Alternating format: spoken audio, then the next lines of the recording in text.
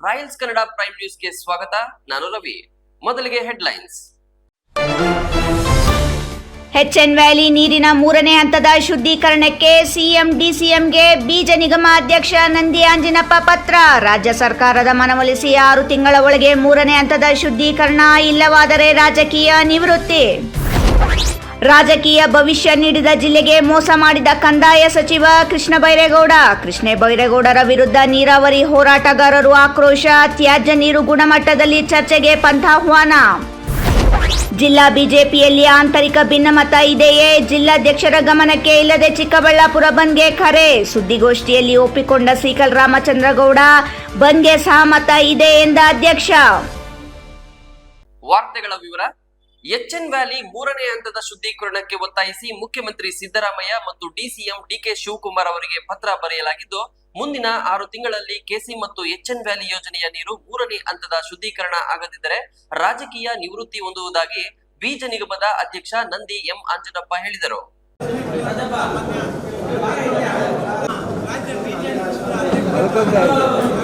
ಚಿಕ್ಕಬಳ್ಳಾಪುರ ಪತ್ರಕರ್ತರ ಭವನದಲ್ಲಿ ಇಂದು ನಡೆದ ಸುದ್ದಿಗೋಷ್ಠಿಯಲ್ಲಿ ಮಾತನಾಡಿದ ಬೀಜ ನಿಗಮದ ಅಧ್ಯಕ್ಷ ನಂದಿ ಆಂಜಿನಪ್ಪ ಮಾತನಾಡಿ, ಮುಖ್ಯಮಂತ್ರಿ ಸಿದ್ದರಾಮಯ್ಯ ಮತ್ತು ಡಿಸಿಎಂ ಡಿಕೆ ಶಿವಕುಮಾರ್ ಅವರಿಗೆ ಪತ್ರ ಬರೆಯಲಾಗಿದ್ದು, ಎಚ್ಎನ್ ವ್ಯಾಲಿ ನೀರು 3ನೇ ಹಂತದ ಶುದ್ಧೀಕರಣ ಮಾಡಲು ಒತ್ತಾಯಿಸಲಾಗಿದೆ. 3 ರಿಂದ 6 ತಿಂಗಳ ಒಳಗೆ ಎಚ್ಎನ್ ಹಾಗೂ ಕೆಸಿ ವ್ಯಾಲಿ ನೀರನ್ನು 3ನೇ ಹಂತದ ಶುದ್ಧೀಕರಣ ಮಾಡಿಸದಿದ್ದಲ್ಲಿ ರಾಜಕೀಯದಿಂದ ನಿವೃತ್ತಿಯಾಗುವುದಾಗಿ ಅವರು ಹೇಳಿದರು. ಕಳೆದ ವಾರ ಸಿಎಂ ಸಿದ್ದರಾಮಯ್ಯ ಮಂಡಿಸಿದ 17ನೇ ಬಜೆಟ್ನಲ್ಲಿ ಎಚ್ಎನ್ ವ್ಯಾಲಿ ಕಲುಷಿತ ನೀರನ್ನು 3ನೇ ಹಂತದ ಶುದ್ಧೀಕರಣಕ್ಕೆ ಈ ಬಾರಿಯಾದರೂ ಘೋಷಣೆ ಮಾಡುತ್ತಾರೆಂದು ಚಿಕ್ಕಬಳ್ಳಾಪುರ ಜಿಲ್ಲೆಯ ಜನರು ನಿರೀಕ್ಷೆ ಇಟ್ಟುಕೊಂಡಿದ್ದರು. ಆದರೆ ಜನರ ಆಸೆಯನ್ನು ರಾಜ್ಯ ಸರ್ಕಾರ ಹುಸಿ ಮಾಡಿದ್ದು, ಇದರಿಂದ ಜನರ ಕೆಂಗಣ್ಣಿಗೆ ಗುರಿಯಾಗಿ ರಾಜ್ಯ ಸರ್ಕಾರದ ವಿರುದ್ಧ ರೈತರು ಹಾಗೂ ಹಲವಾರು ಸಂಘಟನೆಗಳು ಆಕ್ರೋಶ ವ್ಯಕ್ತಪಡಿಸಿದರು. ಇನ್ನು ರಾಜ್ಯ ಕಾಂಗ್ರೆಸ್ ಸರ್ಕಾರದ ವಿರುದ್ಧ ರೈತರು ಹಾಗೂ ಹಲವಾರು ಸಂಘ ಸಂಸ್ಥೆಗಳು ಪ್ರತಿಭಟನೆ ನಡೆಸಲು ಮುಂದಾಗಿದ್ದಾರೆ. ಕಲುಷಿತ ನೀರು 3ನೇ ಹಂತದ ಶುದ್ಧೀಕರಣ ಮಾಡಬೇಕೆಂದು ಸಿಎಂ ಹಾಗೂ ಡಿಸಿಎಂಗೆ ಲಿಖಿತ ಮನವಿ ಕೊಟ್ಟು ಒತ್ತಾಯಿಸಿದ್ದೇನೆ. ನನಗೆ ರಾಜ್ಯ ಸರ್ಕಾರದ ಮೇಲೆ ಭರವಸೆ ಇದೆ. 3 ರಿಂದ 6 ತಿಂಗಳ ಒಳಗೆ ಎಚ್ಎನ್ ವ್ಯಾಲಿ ಹಾಗೂ ಕೆಸಿ ವ್ಯಾಲಿ ಕಲುಷಿತ ನೀರನ್ನು 3ನೇ ಹಂತದ ಶುದ್ಧೀಕರಣ ಮಾಡಿಸುವೆ, ಇಲ್ಲವಾದಲ್ಲಿ ರಾಜಕೀಯದಿಂದ ನಿವೃತ್ತಿಯಾಗುವೆ ಎಂದರು. ಉಪಮುಖ್ಯಮಂತ್ರಿಗಳಿಗೂ ಕೊಟ್ಟಿರ್ತಕ್ಕಂಥದ್ದು ಕೊಟ್ಟಿದ್ದೀನಿ. ಏನು ಅಂದರೆ ನಮ್ಮ ಎಚ್ಎನ್ ವ್ಯಾಲಿ ಕೆಸಿ ವ್ಯಾಲಿ ನೀರು ಬರ್ತಾ ಇದೆ, ಈ ನೀರು 2 ಬಾರಿ ಶುದ್ಧೀಕರಣ ಆಗ್ತಾ ಇದೆ. ಇದನ್ನು 3ನೇ ಬಾರಿಗೆ ಮಾಡಿದ್ರೆ ಮಾತ್ರ ಉಪಯೋಗಕ್ಕೆ ಬರ್ತದೆ, ಇಲ್ಲ ಅಂದರೆ ಎಲ್ಲ ನೀರು ಕಲುಷಿತಗೊಳ್ಳೋದು ನಿಜ. ನಮಗೂ ಗೊತ್ತಿರ್ತಕ್ಕಂಥದ್ದು, ತಮಗೂ ಗೊತ್ತಿರ್ತಕ್ಕಂಥದ್ದು. ನಂದಿ ಎಂ ಆಂಜನಪ್ಪ ಬೀಜ ನಿಗಮದ ರಾಜ್ಯ ಅಧ್ಯಕ್ಷರು, ನಾನು ಕೊಟ್ಟಿದ್ದೀನಿ. ಅವರು ನನಗೆ ಆಶ್ವಾಸನೆ ಕೊಟ್ಟಿದ್ದಾರೆ. ನಾನು ತಮ್ಮ ಮುಂದೆ ಹೇಳೋದೇನೆಂದರೆ, ಈ ವರ್ಷ 3 ತಿಂಗಳು ಸಮಯ, 3 ರಿಂದ 6 ತಿಂಗಳೊಳಗಡೆ ನನ್ನ ಜವಾಬ್ದಾರಿ 100ಕ್ಕೆ 100% ನಾನು ನಮ್ಮ ಸರ್ಕಾರದ ಮನವೊಲಿಸಿ ಈ ಕೆಲಸವನ್ನು ಮಾಡಿಸ್ತೀನಿ ಅನ್ನೋ ಒಂದು ಶಬ್ದ ನಿಮ್ಮ ಮುಂದೆ ನಾನು ಹೇಳ್ತಾ ಇದ್ದೀನಿ. ನಾನು 3 ರಿಂದ 6 ತಿಂಗಳು ಇದು ನಾನು ಕೊಡ್ತಾ ಇರ್ತಕ್ಕಂಥ ನಮ್ಮ ಮುಖ್ಯಮಂತ್ರಿಗಳು ಉಪಮುಖ್ಯಮಂತ್ರಿಗಳ ಮೇಲೆ ನನಗೆ ಇರ್ತಕ್ಕಂಥ ನಂಬಿಕೆ, ಅವ್ರಿಗೆ ನನ್ನ ಮೇಲೆ ಇರ್ತಕ್ಕಂಥ ವಿಶ್ವಾಸ, ಎರಡನ್ನೂ ನಾನು ಕ್ರೋಢೀಕರಿಸಿ ಹೇಳ್ತಾ ಇರ್ತಕ್ಕಂಥ ಮಾತು. ಇದನ್ನು ನಾನು ಮಾಡಿಸ್ದೇ ಹೋದರೆ ನಾನು ರಾಜಕೀಯದಿಂದಲೇ ನಿವೃತ್ತಿ ಹೊಂದ್ತೀನಿ ಅನ್ನೋ ಮಾತನ್ನು ಸಹ ಇವತ್ತು ತಮ್ಮ ಮುಂದೆ ಹೇಳ್ತಾ ಇದ್ದೀನಿ. 3 ದಶಕಗಳ ಹೋರಾಟದ ನಂತರವೂ ಜಿಲ್ಲೆಗೆ ಶುದ್ಧ ನೀರು ನೀಡುವಲ್ಲಿ ಸರ್ಕಾರಗಳು ವಿಫಲವಾಗಿದ್ದು, ಅವಿಭಜಿತ ಜಿಲ್ಲೆಯಲ್ಲಿ ರಾಜಕೀಯ ಭವಿಷ್ಯ ರೂಪಿಸಿಕೊಂಡ ಕೃಷ್ಣ ಬೈರೇಗೌಡರು ಈ ಜಿಲ್ಲೆಯ ಜನರ ಪಾಲಿಗೆ ಅಪಾಯವಾಗಿರುವ ನೀರಿನ ಬಗ್ಗೆ ಹಗುರವಾಗಿ ಮಾತನಾಡಿರುವುದು ಉಭಯ ಜಿಲ್ಲೆಗಳಿಗೆ ಮಾಡಿದ ಮೋಸವಾಗಿದೆ ಎಂದು ಶಾಶ್ವತ ನೀರಾವರಿ ಹೋರಾಟ ಸಮಿತಿ ಅಧ್ಯಕ್ಷ ಆಂಜನೇಯ ರೆಡ್ಡಿ ಹೇಳಿದರು. ಹೊಂಡ ಕಟ್ಟಲಿಕ್ಕೆ ಮಾತ್ರ ಯೋಗ್ಯವಾದಂಥ ವರದಿಯನ್ನು ಈ ವರದಿಯನ್ನು ಇಟ್ಕೊಂಡು 3 ಜಿಲ್ಲೆಗಳ ಏನು ಈ ಒಂದು ದೊಡ್ಡ ಗಂಡಾಂತರ ಬಂದಿದೆ 3 ಜಿಲ್ಲೆಗಳಿಗೆ, ಶಾಶ್ವತ ನೀರಾವರಿ ಹೋರಾಟ ಸಮಿತಿಯಿಂದ ಚಿಕ್ಕಬಳ್ಳಾಪುರ ಪತ್ರಕರ್ತರ ಭವನದಲ್ಲಿ ಇಂದು ಸುದ್ದಿಗೋಷ್ಠಿ ನಡೆಸಲಾಯಿತು. ಈ ವೇಳೆ ಮಾತನಾಡಿದ ಹೋರಾಟ ಸಮಿತಿ ಅಧ್ಯಕ್ಷ ಆಂಜನೇಯ ರೆಡ್ಡಿ, ರಾಜ್ಯದ ಮುಖ್ಯಮಂತ್ರಿ ಸಿದ್ದರಾಮಯ್ಯ ಅವರು ಕಳೆದ 6ರಂದು ದಾಖಲೆ ಬಜೆಟ್ ಮಂಡಿಸಿದ್ದಾರೆ. ಆದರೆ ಜಿಲ್ಲೆಯ ನೀರಾವರಿಗೆ ಏನೂ ನೀಡಿಲ್ಲ. ಆದರೂ ಉಭಯ ಜಿಲ್ಲೆಗಳಿಂದ ಆಯ್ಕೆಯಾಗಿರುವ ಜನಪ್ರತಿನಿಧಿಗಳು ಸಂಘಟನೆಯಾಗಿಲ್ಲ, ಸರ್ಕಾರದ ಮೇಲೆ ಒತ್ತಡ ತರುವ ಕೆಲಸ ಮಾಡಿಲ್ಲ. ಇದು ಈ ಜಿಲ್ಲೆಯ ಪಾಲಿಗೆ ಶಾಪವಾಗಿ ಪರಿಣಮಿಸಿದೆ ಎಂದರು. ವಿರೋಧ ಪಕ್ಷವಾಗಿ ನೀರಾವರಿ ಹೋರಾಟ ಸಮಿತಿ ಕಳೆದ 2 ದಶಕಗಳಿಂದ ಕೆಲಸ ಮಾಡುತ್ತಿದೆ. ಮುಳಬಾಗಲು ಶಾಸಕ ಸಮೃದ್ಧಿ ಮಂಜುನಾಥ್ ಅವರು ಕಲುಷಿತ ನೀರಿನ ಬಗ್ಗೆ ವಿಧಾನಸಭೆಯಲ್ಲಿ ಧ್ವನಿ ಎತ್ತಿದರು. ಇದಕ್ಕೆ ಸಣ್ಣ ನೀರಾವರಿ ಸಚಿವ ಬೋಸರಾಜ್ ಸುಳ್ಳು ಉತ್ತರ ನೀಡಿದರೆ, ಅದೇ ಸುಳ್ಳು ಉತ್ತರದ ಆಧಾರದ ಮೇಲೆ ಕಂದಾಯ ಸಚಿವ ಕೃಷ್ಣ ಬೈರೇಗೌಡರು ಹೇಳಿಕೆ ನೀಡುವ ಮೂಲಕ ಜಿಲ್ಲೆಯ ನೀರಾವರಿ ಹೋರಾಟದ ದಶಕದ ವರದಿಗಳನ್ನು ಲಘುವಾಗಿ ಪರಿಗಣಿಸಿದರು. ಕೃಷ್ಣ ಬೈರೇಗೌಡರು ಅನುಭವಿಸುತ್ತಿರುವ ಅಧಿಕಾರಕ್ಕೆ ಕೋಲಾರ ಜಿಲ್ಲೆಯ ಜನತೆಯ ಆಶೀರ್ವಾದ ಕಾರಣ ಎಂಬುದನ್ನು ಅವರು ಮರೆತಿರುವುದು ದುರಾದೃಷ್ಟ ಎಂದರು. ನೀರಾವರಿಗೆ ಕೃಷ್ಣ ಬೈರೇಗೌಡರ ಪಾತ್ರ ಏನು ಎಂಬುದು ಬಹಿರಂಗಪಡಿಸಲಿ. ನೀರಾವರಿ ಹೋರಾಟಕ್ಕೆ ಸಂಬಂಧಿಸಿ ಎಲ್ಲೂ ಚಕಾರ ಎತ್ತದ ಕೃಷ್ಣ ಬೈರೇಗೌಡ ಸಣ್ಣ ನೀರಾವರಿ ಸಚಿವರ ವಾದ ಸಮರ್ಥನೆ ಮಾಡಿರುವುದು ವಿಪರ್ಯಾಸ. ಸದನಕ್ಕೆ ಸಚಿವರು ನೀಡಿದ ವರದಿ ಬೋಂಡ ಕಟ್ಟಲು ಯೋಗ್ಯ ಎಂದು ಲೇವಡಿ ಮಾಡಿದ ಆಂಜನೇಯ ರೆಡ್ಡಿ, ಇದು 3 ಜಿಲ್ಲೆಗಳಿಗೆ ಮಾಡಿದ ಅಪಚಾರ ಎಂದು ಆಕ್ರೋಶ ವ್ಯಕ್ತಪಡಿಸಿದರು. ಚಿಕ್ಕಬಳ್ಳಾಪುರದಲ್ಲಿ ಯಾವುದಾದ್ರೂ ಬೋಂಡ ಕಟ್ಟೋ ಅಂಗಡಿಗೆ ಕೊಟ್ಬಿಡಿ, ಆ ಬೋಂಡ ಕಟ್ಟಲಿಕ್ಕೆ ಮಾತ್ರ ಇದು. I am seriously talking. Bonda ಕಟ್ಟಲಿಕ್ಕೆ ಮಾತ್ರ ಯೋಗ್ಯವಾದಂಥ ವರದಿ ಅನ್ನುವಂಥ ಈ ವರದಿಯನ್ನು ಇಟ್ಕೊಂಡು 3 ಜಿಲ್ಲೆಗಳ ಏನು ಈ ಒಂದು ದೊಡ್ಡ ಗಂಡಾಂತರ ಬಂದಿದೆ 3 ಜಿಲ್ಲೆಗಳಿಗೆ, ಅದನ್ನ ಚೆನ್ನಾಗಿದೆ ಅನ್ನುವಂಥ ಸಮರ್ಥನೆಯನ್ನ ಕೃಷ್ಣ ಬೈರೇಗೌಡರು ಮಾಡ್ಕೊಂಡಿದ್ದು ನಿಜವಾಗ್ಲೂ ಈ 3 ಜಿಲ್ಲೆಗಳಿಗೆ ಮಾಡಿದಂಥ ಅಪಚಾರ ಅನ್ನುವಂಥದ್ದನ್ನು ನಾವು ಇವತ್ತು ಸಾರ್ವಜನಿಕವಾಗಿ ಹೇಳಲಿಕ್ಕೆ ಇಚ್ಛೆ ಪಡ್ತೀವಿ. ಕಾರಣ ಏನಂದರೆ, ಇವತ್ತು ನೋಡಿ, ಭಾರತೀಯ ವಿಜ್ಞಾನ ಸಂಸ್ಥೆ ಕೋಲಾರ, ಚಿಕ್ಕಬಳ್ಳಾಪುರ, ಬೆಂಗಳೂರು ಗ್ರಾಮಾಂತರ ಜಿಲ್ಲೆಗಳ ಕುಡಿಯುವ ನೀರಿನಲ್ಲಿ ಯುರೇನಿಯಂ ಇದೆ ಅನ್ನುವಂಥ ಸಂಶೋಧನೆಯನ್ನು ಮುಂದೆ ಇಡಿತು. ಇಡೀ ಜಿಲ್ಲೆಗಳ ಜನ ಬೆಚ್ಚಿಬಿದ್ದಿವೆ. ಆದರೆ ಕೃಷ್ಣ ಬೈರೇಗೌಡರು RDPR ಮಿನಿಸ್ಟರು ಮಾಡಿದ ಅನುಭವನೂ ಅವ್ರಿಗಿತ್ತು, ಬರೀ ಕಂದಾಯ ಅಲ್ಲ. ಆದರೂ ಅವರು ಅದರ ಬಗ್ಗೆ ಯಾವತ್ತೂ ಮಾತಾಡಲಿಲ್ಲ, ಏನ್ರಿ ಇಂಥ ಅಪಾಯ ಆಗಿದೆ ಅಂತ.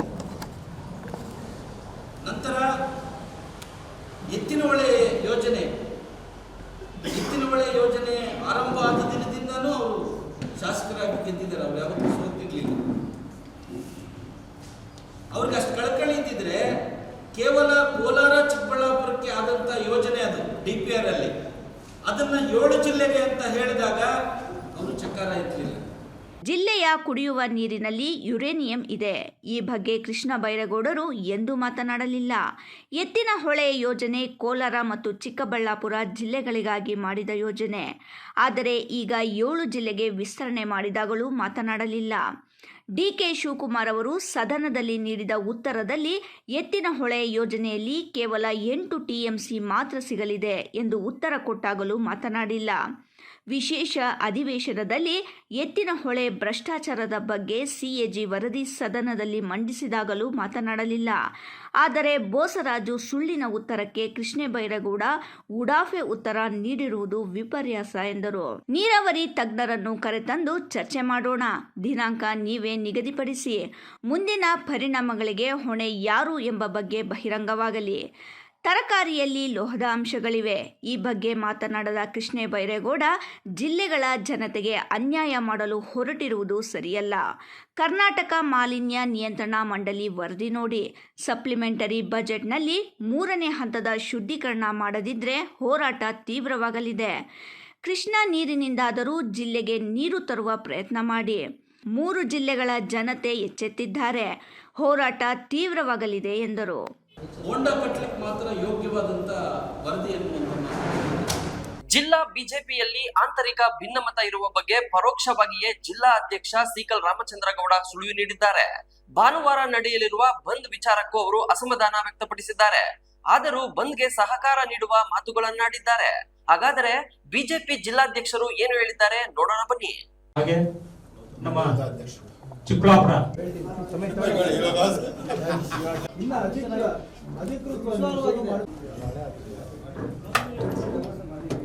ಎಲ್ಲವೂ ಅಂದುಕೊಂಡಂತೆ ಆಗಿದ್ದರೆ ಮಾರ್ಚ್ 15ಕ್ಕೆ ಚಿಕ್ಕಬಳ್ಳಾಪುರದಲ್ಲಿ ನೂತನ ಬಿಜೆಪಿ ಕಚೇರಿ ಉದ್ಘಾಟನೆಯಾಗಬೇಕಿತ್ತು.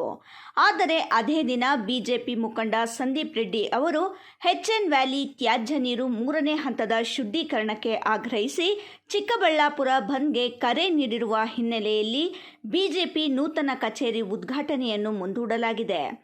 ಈ ನಡುವೆ ಬಿಜೆಪಿ ನೂತನ ಕಚೇರಿಯಲ್ಲಿ ಇಂದು ಮೊದಲ ಸುದ್ದಿಗೋಷ್ಠಿ ನಡೆಸಿದ ಜಿಲ್ಲಾ ಅಧ್ಯಕ್ಷ ಸಿಕಲ್ ರಾಮಚಂದ್ರಗೌಡ, ಸಂದೀಪ್ ರೆಡ್ಡಿ ಅವರು ತಮ್ಮ ಜೊತೆ ಚರ್ಚೆ ನಡೆಸದೆ ಬಂದ್ ದಿನಾಂಕ ನಿಗದಿ ಮಾಡಿದ್ದಾರೆ.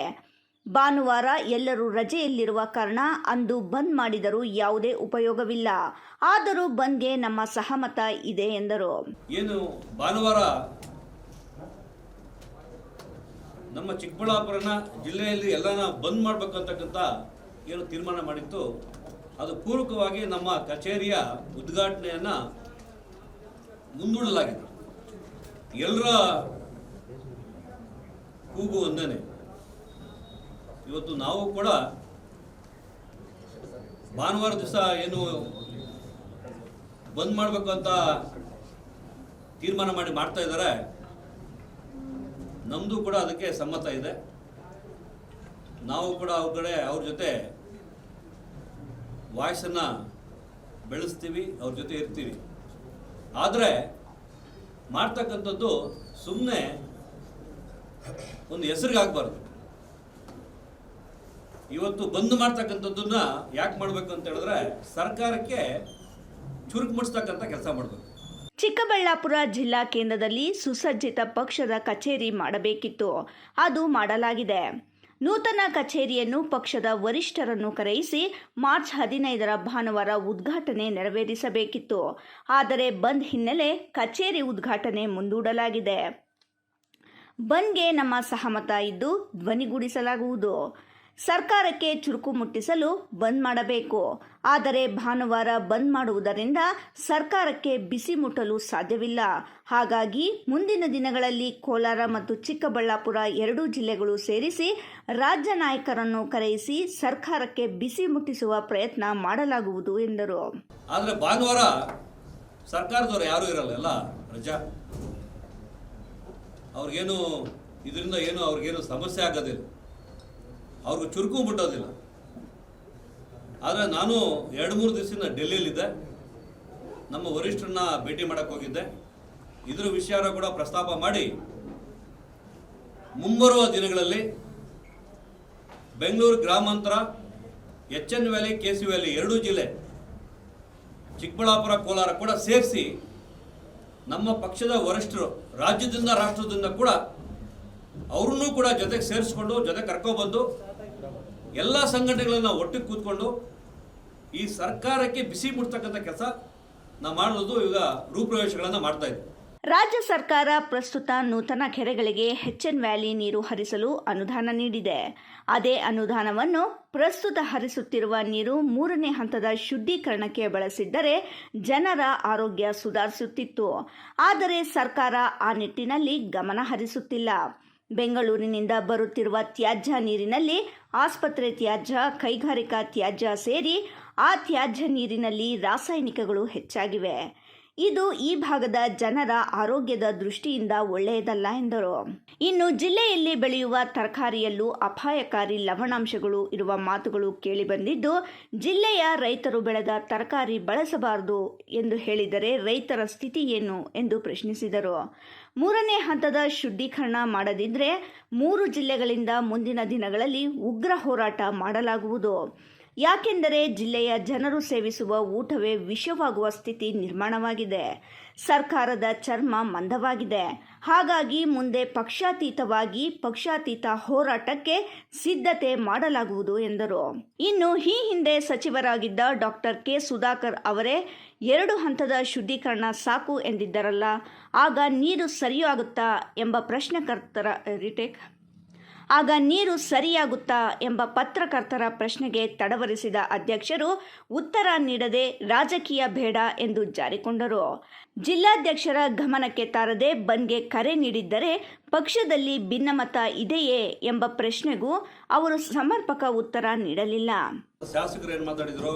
ಶಾಸಕರು ಆಗೋಕ್ಕಿಂತ ಮುಂಚೆ ಅಲ್ಲ ಅವ್ರ ತರ ನೀವು ಅಲ್ಲಿಗೆ ಒಂದು ನಿಮಿಷ ಏನು ಮಾತಾಡಿದ್ರು? ಇದನ್ನೇ ಮಾತಾಡಿದ್ರು. ಆದರೆ ನಮ್ಮ ಸಂಸದರು ಅವರು ಈ ಒಂದು H N valley KC valley ತಂದಿದ್ದು ಇನಿಷಿಯಲ್ ಸ್ಟೇಜ್ ಇತ್ತು. ತಂದು ಬಿಟ್ಟು ನೀರು ಬಿಟ್ಟಾದ್ಮೇಲೆ ವೈಫಲ್ಯಗಳನ್ನ ಇವತ್ತು ಏನಾಗಿದೆ ಅಂತ ಗೊತ್ತಾಗ್ತಾ ಇದೆ.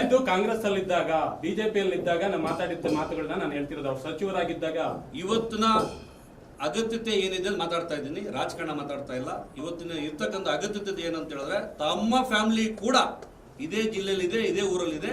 ತಮ್ಮ ಫ್ಯಾಮಿಲಿಗೆ, ನಮ್ಮ ಫ್ಯಾಮಿಲಿಗಳಿಗೆ, ಎಲ್ಲರೂ ಫ್ಯಾಮಿಲಿಗೆ ಇದು ಒಡಕಾಗತ್ತೆ, ಆರೋಗ್ಯ ಸಮಸ್ಯೆ ಆಗುತ್ತೆ. ಈ ಸಮಸ್ಯೆ ಬಗ್ಗೆ ಮಾತಾಡೋಣ. ಹಂಗಾಗಿ ಇದಕ್ಕೆ 3ನೇ ಹಂತದ ಶುದ್ಧೀಕರಣ ಕೇಳ್ತಾ ಇದೆ, ಬೇರೆ ಇನ್ನೇನು ಕೇಳ್ತಾ ಇಲ್ಲ. ಇದೀಗ ಸಣ್ಣ ವಿರಾಮ. ವಿರಾಮದ ನಂತರ ಸುದ್ದಿ ಮುಂದುವರಿಯಲಿದೆ. ಪ್ರಿಯ ವೀಕ್ಷಕರೇ, ಇವತ್ತು ನಮ್ಮ ದೈವಿ ಶಕ್ತಿ ಸಂಸ್ಥಾನದಿಂದ ಪ್ರತಿಷ್ಠಾಪಿಸಿ ಸಿದ್ಧಿ ಮಾಡಲಾಗಿರುವ ಕರುಂಗಲಿ ಮಾಲೆ ಮತ್ತು ಬ್ರಾಸ್ಲೈಟ್ ನಿಮಗಾಗಿ ತಲುಪಿಸಲಾಗುತ್ತಿದೆ. ನಮ್ಮ ಕರುಂಗಲಿ ಮಾಲೆಯನ್ನ ಭಾರತದ ಮಾಜಿ ಪ್ರಧಾನಮಂತ್ರಿಗಳಾದ ಇಂದಿರಾ ಗಾಂಧಿ ಅವರಿಂದ ಹಿಡಿದು ಈಗಿನ ಸ್ಟಾರ್ ನಟರಾದ ಧನುಷ್ ರವರು ಕೂಡ ಧರಿಸಿ ಅಷ್ಟೈಶ್ವರ್ಯಗಳನ್ನು ಪಡೆದಿದ್ದಾರೆ. 8 mm ಸರ್ಟಿಫೈಡ್ ಕರುಂಗಲಿ ಮಾಲೆಯನ್ನ ಎಬೋನಿ ಮರದ ತುಂಡುಗಳಿಂದ ಡಾರ್ಕ್ ಬ್ರೌನ್ ಬಣ್ಣದಿಂದ ಚೆಕ್ ಮಾಡಬಹುದು. ದಿವ್ಯ ಶಕ್ತಿ ಕರುಂಗಲಿ ಮಾಲೆಯನ್ನ ಧರಿಸೋದ್ರಿಂದ ಅಥವಾ ಮನೆ ಮತ್ತು ಅಂಗಡಿಗಳಲ್ಲಿ ಪ್ರತಿಷ್ಠಾಪಿಸೋದ್ರಿಂದ ಸಾಲಬಾಧೆ, ಕಾಲಸರ್ಪ, ದೃಷ್ಟಿದೋಷ, ಮಕ್ಕಳ ವಿದ್ಯಾಭ್ಯಾಸ, ಅನಾರೋಗ್ಯ, ಮನೆಯಲ್ಲಿ ಅಶಾಂತಿ ಮುಂತಾದ ಸಾಕಷ್ಟು ಸಮಸ್ಯೆಗಳಿಂದ ಮುಕ್ತಿ ಮಾಡಿ ನೆಗೆಟಿವ್ ಎನರ್ಜಿಯನ್ನ ದೂರ ಮಾಡಿ ಮೆದುಳಿನ ನರತಂತುಗಳ ಮೇಲೆ ಪ್ರಭಾವ ಬೀರಿ ಅಗೋಚರ ಪ್ರಯೋಜನಗಳನ್ನು ಪಡೆಯಿರಿ. ಟಿವಿ ಸ್ಕ್ರೀನ್ ಮೇಲೆ ಕಾಣುವ ನಂಬರ್ಗೆ ಈಗಲೇ ಆರ್ಡರ್ ಮಾಡಿ. ವಿರಾಮದ ನಂತರ ರಾಯಲ್ಸ್ ಕನ್ನಡ ಪ್ರೈಮ್ ನ್ಯೂಸ್ಗೆ ಮತ್ತೊಮ್ಮೆ ಸ್ವಾಗತ.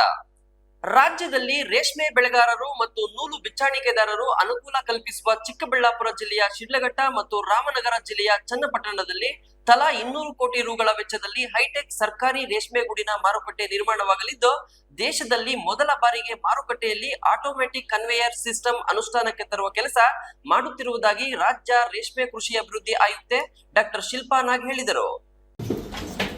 ಶಿಡ್ಲಘಟ್ಟ ತಾಲೂಕಿನ ಹನುಮಂತಪುರ ಸಮೀಪ 200 ಕೋಟಿ ರುಗಳ ವೆಚ್ಚದಲ್ಲಿ ನಿರ್ಮಾಣ ಆಗುತ್ತಿರುವ ಹೈಟೆಕ್ ಸರ್ಕಾರಿ ರೇಷ್ಮೆ ಗೂಡಿನ ಮಾರುಕಟ್ಟೆಯ ಕಾಮಗಾರಿಯನ್ನು ಪರಿಶೀಲಿಸಿ ಮಾತನಾಡಿದ ರಾಜ್ಯ ರೇಷ್ಮೆ ಕೃಷಿ ಅಭಿವೃದ್ಧಿ ಆಯುಕ್ತೆ ಡಾಕ್ಟರ್ ಶಿಲ್ಪಾ ನಾಗ್, ರಾಜ್ಯದ ಶಿಡ್ಲಘಟ್ಟ ಮತ್ತು ಚನ್ನಪಟ್ಟಣದಲ್ಲಿ ಈಗಾಗಲೇ ತಲಾ 200 ಕೋಟಿ ರುಗಳ ವೆಚ್ಚದಲ್ಲಿ ಮಾರ್ಕೆಟ್ ನಿರ್ಮಾಣದ ಕಾಮಗಾರಿ ಪ್ರಗತಿಯಲ್ಲಿದೆ.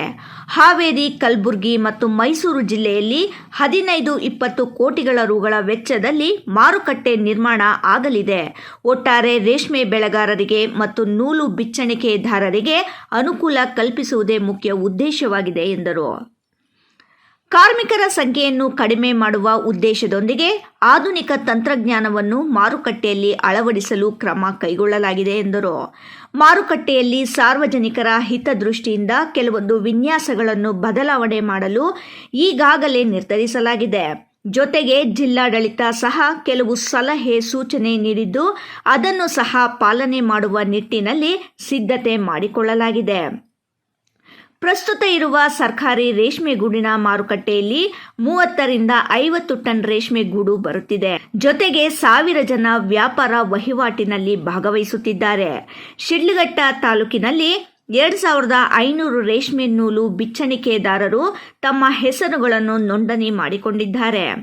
ಮುಂದಿನ 20-30 ವರ್ಷದ ದೃಷ್ಟಿಕೋನ ಇಟ್ಟುಕೊಂಡು ಮಾರುಕಟ್ಟೆಯಲ್ಲಿ ಪಾರದರ್ಶಕ ವ್ಯವಸ್ಥೆಯನ್ನು ಜಾರಿಗೊಳಿಸುವ ಉದ್ದೇಶದಿಂದ ಅನೇಕ ಬದಲಾವಣೆಗಳನ್ನು ತರಲಾಗಿದೆ ಎಂದರು.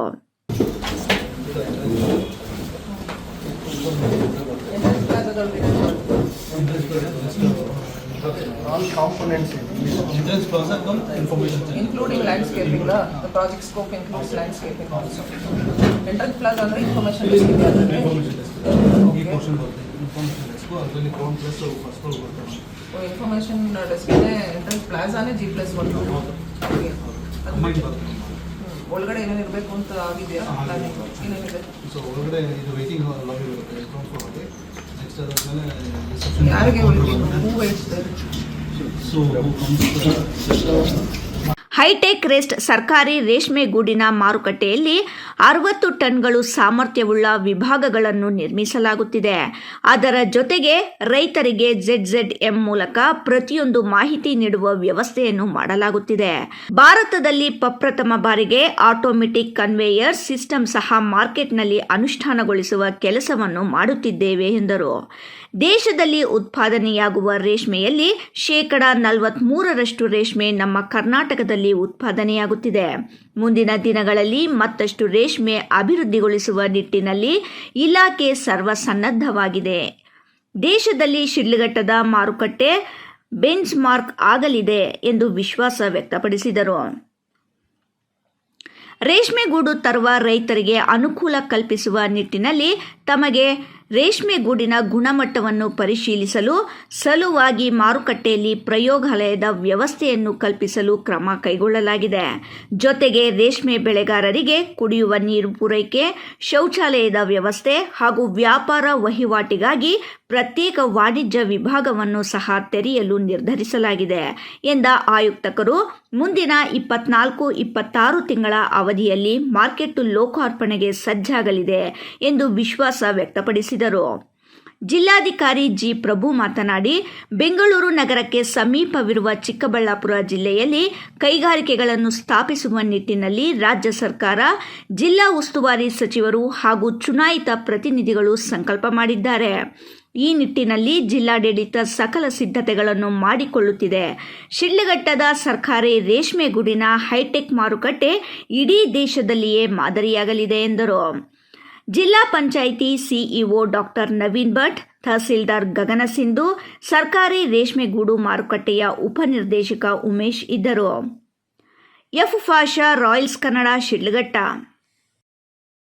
ಚಿಂತಾಮಣಿ ಪರಿಶಿಷ್ಟ ಜಾತಿ ಸರ್ಕಾರಿ ನೌಕರರ ಪತ್ತಿನ ಸಹಕಾರ ಸಂಘದ ಆಡಳಿತ ಮಂಡಳಿ ನಿರ್ದೇಶಕರ ಸ್ಥಾನಗಳಿಗೆ ಚುನಾವಣೆ ನಡೆದಿದ್ದು, ಶಿವಪ್ರಸಾದ್ ಅಧ್ಯಕ್ಷರಾಗಿ ಆಯ್ಕೆಯಾಗಿದ್ದಾರೆ. ಚಿಂತಾಮಣಿ ಪರಿಶಿಷ್ಟ ಜಾತಿ ಸರ್ಕಾರಿ ನೌಕರರ ಪತ್ತಿನ ಸಹಕಾರ ಸಂಘದ ಆಡಳಿತ ಮಂಡಳಿ ನಿರ್ದೇಶಕರ ಸ್ಥಾನಗಳಿಗೆ ಚುನಾವಣೆ ನಡೆದಿದ್ದು, ಶಿವಪ್ರಸಾದ್ ಅಧ್ಯಕ್ಷರಾಗಿ ಆಯ್ಕೆಯಾಗಿದ್ದಾರೆ. ಅಧ್ಯಕ್ಷ ಮತ್ತು ಉಪಾಧ್ಯಕ್ಷರ ಸ್ಥಾನದ ಚುನಾವಣೆಯ ಚುನಾವಣಾಧಿಕಾರಿಯಾಗಿ ಹರೀಶ್ ಕುಮಾರ್ ಕರ್ತವ್ಯ ನಿರ್ವಹಿಸಿದರು. ಅಧ್ಯಕ್ಷರ ಸ್ಥಾನಕ್ಕೆ ಕೆಎಂ ಶಿವಪ್ರಸಾದ್ ಮತ್ತು ಎಸ್ ಪ್ರದೀಪ್ ನಾಮಪತ್ರ ಸಲ್ಲಿಸಿದ್ದರು. ಕೆಎಂ ಶಿವಪ್ರಸಾದ್ಗೆ 10 ಮತ ಮತ್ತು ಪ್ರತಿಸ್ಪರ್ಧಿ ಎಸ್ ಪ್ರದೀಪ್ 5 ಮತ ಪಡೆದು ಅಧ್ಯಕ್ಷರಾಗಿ ಕೆಎಂ ಶಿವಪ್ರಸಾದ್ ಗೆಲುವು ಸಾಧಿಸಿದರು. ಉಪಾಧ್ಯಕ್ಷ ಸ್ಥಾನಕ್ಕೆ ಎನ್ಕೆ ನರಸಿಂಹಪ್ಪ ಮಾತ್ರ ನಾಮಪತ್ರ ಸಲ್ಲಿಸಿದ್ದು, ಬೇರೆ ಯಾರೂ ಉಪಾಧ್ಯಕ್ಷರ ಸ್ಥಾನಕ್ಕೆ ನಾಮಪತ್ರ ಸಲ್ಲಿಸದ ಕಾರಣಕ್ಕೆ ಅವರನ್ನು ಅವಿರೋಧವಾಗಿ ಆಯ್ಕೆ ಮಾಡಲಾಗಿದೆ ಎಂದು ಚುನಾವಣಾಧಿಕಾರಿಗಳು ಹರೀಶ್ ಕುಮಾರ್ ಘೋಷಣೆ ಮಾಡಿದರು. ನೌಕರರ ಪತ್ತಿನ ಸಹಕಾರ ಸಂಘ ಚಿಂತಾಮಣಿ ಇದರ ಆಡಳಿತ ಮಂಡಳಿಗೆ ಅಧ್ಯಕ್ಷರು ಮತ್ತು ಉಪಾಧ್ಯಕ್ಷರ ಸಲುವಾಗಿ ಚುನಾವಣೆ ನಡೆದಿರುತ್ತದೆ. ಸದರಿ ಚುನಾವಣೆಯಲ್ಲಿ ಅಧ್ಯಕ್ಷರ ಸ್ಥಾನಕ್ಕೆ ಕೆಎಂ ಶಿವಪ್ರಸಾದ್ ಮತ್ತು ಪ್ರದೀಪ್ ಎಸ್ ಇವರು ನಾಮಪತ್ರ ಸಲ್ಲಿಸಿದ್ದು, ರಹಸ್ಯ ಮತದಾನದಲ್ಲಿ ಕೆಎಂ ಶಿವಪ್ರಸಾದ್ ಅವರು 10 ಮತಗಳು ಮತ್ತು ಪ್ರದೀಪ್ ಎಸ್ 5 ಮತಗಳನ್ನು ಪಡೆದಿರುತ್ತಾರೆ. ಆ ಮೂಲಕ ಪರಿಶಿಷ್ಟ ಜಾತಿ ಸರ್ಕಾರಿ ನೌಕರರ ಪತ್ತಿನ ಸಹಕಾರ ಸಂಘ ಚಿಂತಾಮಣಿ ಇದರ ಚುನಾವಣಾ ದಿನಾಂಕದಿಂದ ಮುಂದಿನ 5 ವರ್ಷಗಳ ಅವಧಿಗೆ ಸಂಘದ ಅಧ್ಯಕ್ಷರಾಗಿ ಶ್ರೀ ಕೆಎಂ ಶಿವಪ್ರಸಾದ್ ಅವರು ಆಯ್ಕೆಯಾಗಿರುತ್ತಾರೆಂದು ಈ ಮೂಲಕ ಘೋಷಣೆ ಮಾಡಿರುತ್ತೇನೆ. ನೂತನವಾಗಿ ಆಯ್ಕೆಯಾದ ಅಧ್ಯಕ್ಷ ಕೆಎಂ ಶಿವಪ್ರಸಾದ್ ಮಾತನಾಡಿ, 5 ವರ್ಷ ಪತ್ತಿನ ಸಹಕಾರ ಸಂಘವನ್ನು ಅಭಿವೃದ್ಧಿ ಪಥದಲ್ಲಿ ಕೊಂಡೊಯ್ಯುವ ಕೆಲಸ ಮಾಡುತ್ತೇನೆ ಎಂದರು. ಇಷ್ಟು ದಿವಸ ಏನು 5 ವರ್ಷಗಳ ಕಾಲ ಯಾವ ರೀತಿ ಮುನ್ನಡೆಸ್ಕೊಂಡು ಬಂದವು, ಅದಕ್ಕಿಂತ ಒಂದು ಹೆಚ್ಚಿನ ರೀತಿಯಲ್ಲಿ ಈ ರೀತಿ ಎಲ್ಲರೂ ಒಂದು ಸಹಕಾರ ತಗೊಂಡು, ಯಾರೇ ನಮ್ಮ ಒಂದು ಸಮಾಜದ ಮುಖಂಡರುಗಳಾಗಿರ್ಬೋದು ಮತ್ತು ಸಂಸ್ಥೆಗಳ ಒಂದು ಮುಖಂಡರುಗಳಾಗಿರ್ಬೋದು, ಎಲ್ಲರೂ ಒಂದು ಸಹಕಾರ ತಗೊಂಡು ಇನ್ನೊಂದು ಉತ್ತಮ ರೀತಿಗೆ ತಗೊಂಡೋಗ್ಬೇಕಂತ ಮೊನ್ನೆ ನಮ್ಮ ಎಲೆಕ್ಷನ್ ಅನೌನ್ಸ್ಮೆಂಟು 15 ಜನ ನಿರ್ದೇಶಕರು ಅಭಿಯಾನ ಗೆದ್ದಿದ್ದೀವಿ. ಆವತ್ತು ದಿವಸನೇ ಹೇಳ್ತೀನಿ, ಅದನ್ನು ಮತ್ತೊಮ್ಮೆ ಪುನರುಚ್ಚರಿಸುತ್ತಾ ಖಂಡಿತ ಅದನ್ನು. ಇಮ್ರಾನ್ ಖಾನ್, ರಾಯಲ್ಸ್ ಕನ್ನಡ, ಚಿಂತಾಮಣಿ. ಸರ್ಕಾರಿ ಶಾಲೆಗಳು ಮತ್ತು ಗ್ರಂಥಾಲಯಗಳು ಜ್ಞಾನಾರ್ಜನೆಯ ಕೇಂದ್ರಗಳು ಎನ್ನುತ್ತಾರೆ. ಆದರೆ ರೇಷ್ಮೆ ನಗರಿ ಶಿಡ್ಲಘಟ್ಟದ ಸಾರ್ವಜನಿಕ ಗ್ರಂಥಾಲಯ ಶೋಚನೀಯ ಸ್ಥಿತಿಗೆ ತಲುಪಿದ್ದು, ಚುನಾಯಿತ ಪ್ರತಿನಿಧಿಗಳ ನಿರಾಸಕ್ತಿ ಎದ್ದು ಕಾಣುತ್ತಿದೆ.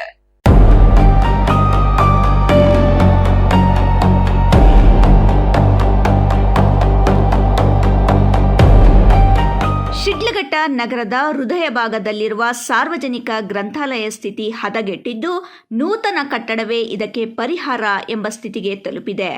ಗ್ರಾಮೀಣ ಪ್ರದೇಶದಲ್ಲಿ ನರೇಗಾ ಯೋಜನೆಯನ್ನು ಸದ್ಬಳಕೆ ಮಾಡಿಕೊಂಡಿರುವ ಪಂಚಾಯಿತಿ ಆಡಳಿತ ಮಂಡಳಿಯ ನಿರ್ದೇಶಕರು ತಮ್ಮ ಹಂತದಲ್ಲಿ ಅರಿವು ಕೇಂದ್ರದ ಮೂಲಕ ಹೈಟೆಕ್ ಮತ್ತು ಡಿಜಿಟಲ್ ಗ್ರಂಥಾಲಯಗಳನ್ನು ನಿರ್ಮಿಸಿಕೊಂಡಿದ್ದಾರೆ. ನವನವೀನ ರೂಪ ತಾಳಿರುವ ಗ್ರಂಥಾಲಯ ಓದುಗರನ್ನು ಕೈಬೀಸಿ ಕರೆಯುತ್ತಿದೆ. ಆದರೆ ತಾಲೂಕು ಕೇಂದ್ರದ ಸಾರ್ವಜನಿಕರ ಗ್ರಂಥಾಲಯದ ಸ್ಥಿತಿ ಶೋಚನೀಯವಾಗಿದೆ. ಗ್ರಂಥಾಲಯದಲ್ಲಿ ಬಹುತೇಕ ಗೋಡೆಗಳು ಬಿರುಕು ಬಿಟ್ಟಿವೆ. ಕಾಂಪೌಂಡು ನೆಲಕ್ಕೆ ಉರುಳಲು ಕ್ಷಣಗಣನೆ ಆರಂಭವಾಗಿದೆ. ಬಹುಮೌಲ್ಯದ ಪುಸ್ತಕಗಳು ಮಳೆ ಮತ್ತು ಬಿಸಿಲಿಗೆ ತನ್ನ ಸ್ವರೂಪ ಕಳೆದುಕೊಳ್ಳುತ್ತಿದ್ದು, ಜ್ಞಾನಾರ್ಜನೆ ಕೇಂದ್ರದಲ್ಲಿ ಅವ್ಯವಸ್ಥೆ ನೋಡಿ ಓದುಗರು ತಮ್ಮ ಅಸಮಾಧಾನವನ್ನು ಪ್ರತಿನಿತ್ಯ ಹೊರಹಾಕಿ ವಾಪಸ್ ತೆರಳುವ ಕಾಯಕ ಮಾಡಿಕೊಂಡಿದ್ದಾರೆ. ರೇಷ್ಮೆ ನಗರಿಯಲ್ಲಿ ಸುಸಜ್ಜಿತ ಸಾರ್ವಜನಿಕ ಗ್ರಂಥಾಲಯ ನಿರ್ಮಾಣ ಮಾಡಲು ಈಗಾಗಲೇ ಮುಖ್ಯಮಂತ್ರಿ ಸಿದ್ದರಾಮಯ್ಯ ಸಹ ಒಲವು ತೋರಿಸಿದ್ದು, ಜೊತೆಗೆ ವಿಶೇಷ ಅನುದಾನ ನೀಡುವ ಭರವಸೆ ನೀಡಿದ್ದಾರೆ. ಇದನ್ನು ಮನಗೊಂಡು ಸ್ಥಳೀಯ ಶಾಸಕರು ಓದುಗರ ಅನುಕೂಲಕ್ಕಾಗಿ ಮಾದರಿ ಗ್ರಂಥಾಲಯ ಮಾಡುವ ನಿಟ್ಟಿನಲ್ಲಿ ಕ್ರಮ ವಹಿಸಬೇಕಾಗಿದೆ. ಶಿಡ್ಲಘಟ್ಟದಲ್ಲಿ ನೂತನವಾಗಿ ನಿರ್ಮಾಣಗೊಂಡಿರುವ ನಗರಸಭೆಯ ಕಾರ್ಯಾಲಯ ಉದ್ಘಾಟನೆಯಾದ ಬಳಿಕ ಪ್ರಸ್ತುತ ಇರುವ ನಗರಸಭೆ ಕಾರ್ಯಾಲಯದಲ್ಲಿ ಸಾರ್ವಜನಿಕ ಗ್ರಂಥಾಲಯವನ್ನು ಸ್ಥಳಾಂತರಿಸಿ ನೂತನ ಕಟ್ಟಡ ನಿರ್ಮಾಣ ಮಾಡಲು ಕ್ರಮ ಕೈಗೊಳ್ಳಬೇಕೆಂಬುದು ಓದುಗರ ಆಶಯವಾಗಿದೆ. ಶಿಡ್ಲಘಟ್ಟದಲ್ಲಿ ಸ್ಪರ್ಧಾತ್ಮಕ ಪರೀಕ್ಷೆಗಳನ್ನು ಎದುರಿಸುವ ಸಲುವಾಗಿ ಅನೇಕ ವಿದ್ಯಾರ್ಥಿಗಳು ಸಾರ್ವಜನಿಕ ಗ್ರಂಥಾಲಯಕ್ಕೆ ಮುಖ ಮಾಡುತ್ತಾರೆ. ಆದರೆ ಇಲ್ಲಿನ ವಾತಾವರಣ ಕಲಿಕೆಗೆ ಪೂರಕವಾಗಿ ಇಲ್ಲ ಎಂಬುದು ಅವರ ಕೊರಗು. ನಾನು NR ಶ್ರೀನಾಥ್, ಈ ಶಿಡ್ಲಘಟ್ಟದ ಪುರದ ವಾಸಿ. ನಾನು ಪ್ರತಿನಿತ್ಯ ಗ್ರಂಥಾಲಯಕ್ಕೆ ಬಂದು ಇಲ್ಲಿ ಎಲ್ಲ ಪೇಪರ್ಸ್ನ ಓದ್ತಾ ಇದ್ದೀನಿ. ಆದರೆ ಇಲ್ಲಿ ಗ್ರಂಥಾಲಯದ ನಿರ್ವಹಣೆ ಸರಿಯಾಗಿಲ್ಲದ ಕಾರಣ ಇದಕ್ಕೆ ನೂತನ ಕಟ್ಟಡವನ್ನು ಮಾನ್ಯ ಶಾಸಕರು ಅಥವಾ ಅಧಿಕಾರಿಗಳು ಇದಕ್ಕೆ ಸಂಬಂಧಿಸಿ ಅನುಮೋದನೆ ಕೊಡಬೇಕಂತ ನಾನು ಕೇಳಿಕೊಳ್ತೇನೆ. ಗ್ರಂಥಾಲಯದಲ್ಲಿ 1986 ಓದುಗರು ತಮ್ಮ ಹೆಸರುಗಳನ್ನು ನೋಂದಣಿ ಮಾಡಿಕೊಂಡಿದ್ದಾರೆ. ಗ್ರಂಥಾಲಯದಲ್ಲಿ ಪ್ರಸ್ತುತ 34,883 ಬಹುಮೌಲ್ಯದ ಪುಸ್ತಕಗಳಿವೆ. ಪ್ರತಿನಿತ್ಯ 23ಕ್ಕೂ ಅಧಿಕ ಕನ್ನಡ ಸೇರಿದಂತೆ ವಿವಿಧ ಭಾಷೆಗಳ ಪತ್ರಿಕೆಗಳು ಪ್ರತಿನಿತ್ಯ ಸರಬರಾಜಾಗುತ್ತಿದೆ. 10ಕ್ಕೂ ಅಧಿಕ ನಿಯತ್ಕಾಲಿಕಗಳು ಗ್ರಂಥಾಲಯದಲ್ಲಿ ಲಭ್ಯವಾಗಿದ್ದು, ಕಲಿಕೆಗೆ ಪೂರಕವಾದ ವಾತಾವರಣ ಕಲ್ಪಿಸಿದರೆ ಓದುಗರ ಸಂಖ್ಯೆಯು ಕನಿಷ್ಠ ಪ್ರಮಾಣದಲ್ಲಿ ಹೆಚ್ಚಳವಾಗಲಿದೆ. ಇನ್ನು ಇರುವ ಅವ್ಯವಸ್ಥೆಯಲ್ಲಿಯೂ ಸಹ ಜ್ಞಾನಾರ್ಜನೆ ಮಾಡಿಕೊಳ್ಳಲು ಸ್ಪರ್ಧಾತ್ಮಕ ಪರೀಕ್ಷೆ ಎದುರಿಸುತ್ತಿರುವ ಪರೀಕ್ಷಾರ್ಥಿಗಳು ಅನಿವಾರ್ಯವಾಗಿ ಗ್ರಂಥಾಲಯದ ಮುಖ ಮಾಡುವಂತಾಗಿದೆ. ಸ್ಥಳೀಯ ಚುನಾಯಿತ ಪ್ರತಿನಿಧಿಗಳು ಈ ನಿಟ್ಟಿನಲ್ಲಿ ನಿರ್ಲಕ್ಷ್ಯ ವಹಿಸಿದ್ದಾರೆ ಎಂಬ ದೂರು ಕೇಳಿಬಂದಿದೆ. ಈ ಕುರಿತು ಸ್ಥಳೀಯ ಶಾಸಕ ರವಿಕುಮಾರ್ ಅವರನ್ನು ಪ್ರಶ್ನಿಸಿದರೆ, ನಗರದಲ್ಲಿ ಮಾದರಿ ಸಾರ್ವಜನಿಕ ಗ್ರಂಥಾಲಯವನ್ನು ನಿರ್ಮಾಣ ಮಾಡಲು 2.5 ಕೋಟಿ ಅನುದಾನ ಅಗತ್ಯವಾಗಿದ್ದು, ಅದನ್ನು ಸರ್ಕಾರಕ್ಕೆ ಕೇಳಿದ್ದೇವೆ.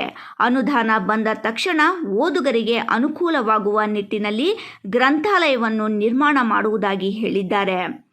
ಶಿಡ್ಲಘಟ್ಟ ವಿಧಾನಸಭಾ ಕ್ಷೇತ್ರದಲ್ಲಿ ಅನೇಕ ಅಭಿವೃದ್ಧಿ ಕಾರ್ಯಗಳು ಆಗಬೇಕಿತ್ತು. ಸ್ಥಳೀಯ ಶಾಸಕರು ವಿಶೇಷ ಅನುದಾನ ಕೇಳಿದ್ದಾರೆ. ಮುಖ್ಯಮಂತ್ರಿ ಸಿದ್ದರಾಮಯ್ಯ ಅವರು ವಿಶೇಷ ಅನುದಾನ ನೀಡುವ ಜೊತೆಗೆ ಗ್ರಂಥಾಲಯಕ್ಕೂ ಸಹ ಅನುದಾನ ನೀಡುವ ಭರವಸೆ ನೀಡಿದ್ದು ಹೊಸ ಆಶಾಭಾವನೆ ಮೂಡಿದೆ. ಚಿಕ್ಕಬಳ್ಳಾಪುರ ಜಿಲ್ಲಾ ಉಸ್ತುವಾರಿ ಸಚಿವರು, ಸ್ಥಳೀಯ ಶಾಸಕರು, ಸಾರ್ವಜನಿಕ ಗ್ರಂಥಾಲಯದ ಹಿರಿಯ ಅಧಿಕಾರಿಗಳು ಇತ್ತ ಗಮನ ಹರಿಸಿ ಓದುಗರಿಗೆ ಅನುಕೂಲ ಕಲ್ಪಿಸುವ ನಿಟ್ಟಿನಲ್ಲಿ ನಿರ್ಮಾಣ ಮಾಡಲು ಕ್ರಮ ಕೈಗೊಳ್ಳಬೇಕಿದೆ. F Pasha, Royals Kannada, Shidlaghatta. ಗುಡಿಬಂಡೆ ತಾಲೂಕಿನ ಸೋಮೇನಹಳ್ಳಿ ಶ್ರೀ ಲಕ್ಷ್ಮೀ ವೆಂಕಟರಮಣ ಸ್ವಾಮಿ ಸಮುದಾಯ ಭವನದಲ್ಲಿ ಬಾಗೇಪಲ್ಲಿ ಕ್ಷೇತ್ರದ ಸಿಪಿಎಂ ಆಶ್ರಯದಲ್ಲಿ ಕರ್ನಾಟಕ ಕೃಷಿ ಮತ್ತು ಗ್ರಾಮೀಣ ಕಾರ್ಮಿಕರ ಸಂಘದ ಗುಡಿಬಂಡೆ ತಾಲೂಕಿನ 2ನೇ ಸಮ್ಮೇಳನ ಹಮ್ಮಿಕೊಳ್ಳಲಾಯಿತು. ಗುಡಿಬಂಡೆ ತಾಲೂಕಿನ ಸೋಮೇನಹಳ್ಳಿ ಶ್ರೀ ಲಕ್ಷ್ಮೀ ವೆಂಕಟರಮಣ ಸ್ವಾಮಿ ಸಮುದಾಯ ಭವನದಲ್ಲಿ ಬಾಗೇಪಲ್ಲಿ ಕ್ಷೇತ್ರದ ಸಿಪಿಎಂ ಆಶ್ರಯದಲ್ಲಿ ಕರ್ನಾಟಕ ಕೃಷಿ ಮತ್ತು ಗ್ರಾಮೀಣ ಕಾರ್ಮಿಕರ ಸಂಘದ ಗುಡಿಬಂಡೆ ತಾಲೂಕಿನ 2ನೇ ಸಮ್ಮೇಳನ ಹಮ್ಮಿಕೊಳ್ಳಲಾಯಿತು.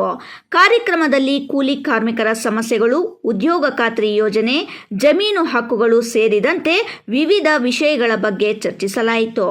ಸಂಘದ ಮುಖಂಡ ಮುನಿ ವೆಂಕಟಪ್ಪ ಮಾತನಾಡಿ, ಮಾತನಾಡಿ, ದೇಶದಲ್ಲಿ ಉದ್ಯೋಗ ಖಾತ್ರಿ ಯೋಜನೆ ಜಾರಿ ಬಂದಿದ್ದರೂ ರಾಜ್ಯ ಸರ್ಕಾರ ಇತ್ತೀಚಿನ ವಿಧಾನಸೌಧ ಬಜೆಟ್ನಲ್ಲಿ ಕೂಲಿ ಕಾರ್ಮಿಕರಿಗಾಗಿ ಯಾವುದೇ ಅನುದಾನ ಬಿಡುಗಡೆ ಮಾಡಿಲ್ಲ ಎಂದು ಆರೋಪಿಸಿದರು. ಗ್ಯಾಸ್ ಬೆಲೆ ಏರಿಕೆಯಿಂದ ಸಾಮಾನ್ಯ ಜನತೆ ಸಂಕಷ್ಟಕ್ಕೆ ಸಿಲುಕಿದ್ದು, ನರೇಗಾ ಯೋಜನೆಯ ಹೆಸರನ್ನೇ ಬದಲಾಯಿಸಲು ಯತ್ನಿಸುತ್ತಿರುವುದು ಸರಿಯಲ್ಲ ಎಂದು ಅಭಿಪ್ರಾಯಪಟ್ಟರು.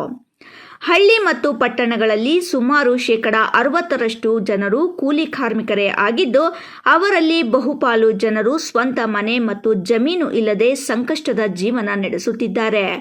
ಉಳಿದ 40% ಜನರು ರಾಜಕೀಯ ಪ್ರತಿನಿಧಿಗಳೊಂದಿಗೆ ಸೇರಿಕೊಂಡು ಐಷಾರಾಮಿ ಜೀವನ ನಡೆಸುತ್ತಿರುವುದು ಸಮಾಜದಲ್ಲಿ ಅಸಮಾನತೆ ಹೆಚ್ಚಾಗಲು ಕಾರಣವಾಗಿದೆ ಎಂದರು. ಪಕ್ಕದ ಕೇರಳ ರಾಜ್ಯದಲ್ಲಿ ಕೂಲಿ ಕಾರ್ಮಿಕರ ಸಂಘಗಳು ಬಲವಾಗಿ ಕಾರ್ಯನಿರ್ವಹಿಸುತ್ತಿರುವುದರಿಂದ ಅಲ್ಲಿನ ಸರ್ಕಾರವು ಇತ್ತೀಚೆಗೆ ಸುಮಾರು 4,000 ಮನೆಗಳನ್ನು ಕೂಲಿ ಕಾರ್ಮಿಕರಿಗಾಗಿ ನಿರ್ಮಿಸಿ ನೀಡಿರುವುದನ್ನು ಉದಾಹರಣೆಯಾಗಿ ಉಲ್ಲೇಖಿಸಿದರು.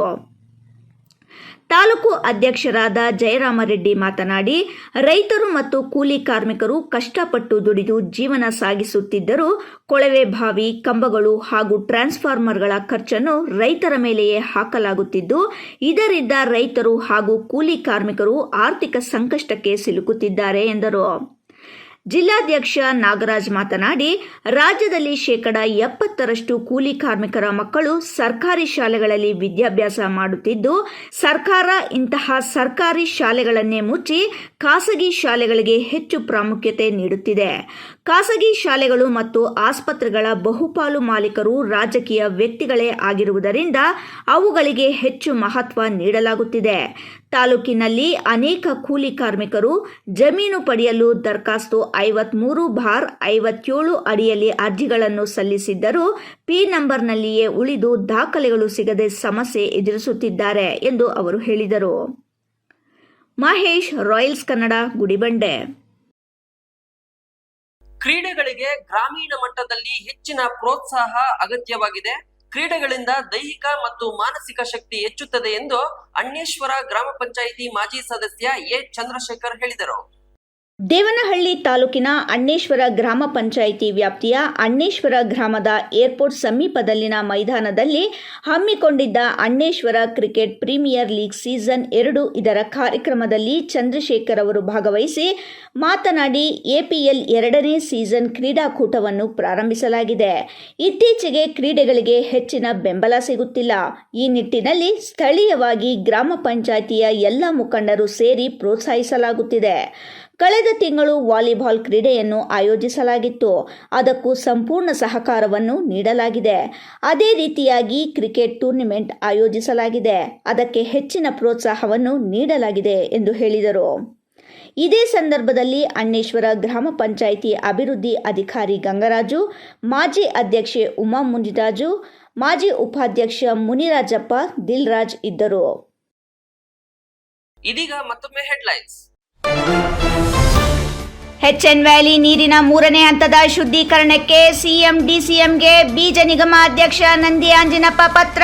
ರಾಜ್ಯ ಸರ್ಕಾರದ ಮನವೊಲಿಸಿ 6 ತಿಂಗಳ ಒಳಗೆ 3ನೇ ಹಂತದ ಶುದ್ಧೀಕರಣ, ಇಲ್ಲವಾದರೆ ರಾಜಕೀಯ ನಿವೃತ್ತಿ. ರಾಜಕೀಯ ಭವಿಷ್ಯ ನೀಡಿದ ಜಿಲ್ಲೆಗೆ ಮೋಸ ಮಾಡಿದ ಕಂದಾಯ ಸಚಿವ ಕೃಷ್ಣ ಬೈರೇಗೌಡರ ವಿರುದ್ಧ ನೀರಾವರಿ ಹೋರಾಟಗಾರರು ಆಕ್ರೋಶ. ತ್ಯಾಜ್ಯ ನೀರು ಗುಣಮಟ್ಟದಲ್ಲಿ ಚರ್ಚೆಗೆ ಪಂಥಾಹ್ವಾನ. ಜಿಲ್ಲಾ ಬಿಜೆಪಿಯಲ್ಲಿ ಆಂತರಿಕ ಭಿನ್ನಮತ ಇದೆಯೇ? ಜಿಲ್ಲಾಧ್ಯಕ್ಷರ ಗಮನಕ್ಕೆ ಇಲ್ಲದೆ ಚಿಕ್ಕಬಳ್ಳಾಪುರ ಬಂದ್ಗೆ ಕರೆ. ಸುದ್ದಿಗೋಷ್ಠಿಯಲ್ಲಿ ಒಪ್ಪಿಕೊಂಡ ಸೀಕಲ್ ರಾಮಚಂದ್ರಗೌಡ, ಬಂದ್ಗೆ ಸಹಮತ ಇದೆ ಎಂದ ಅಧ್ಯಕ್ಷ. ಇಂದಿನ ಸುದ್ದಿ ಮುಕ್ತಾಯವಾಯಿತು. ನಮಸ್ಕಾರ.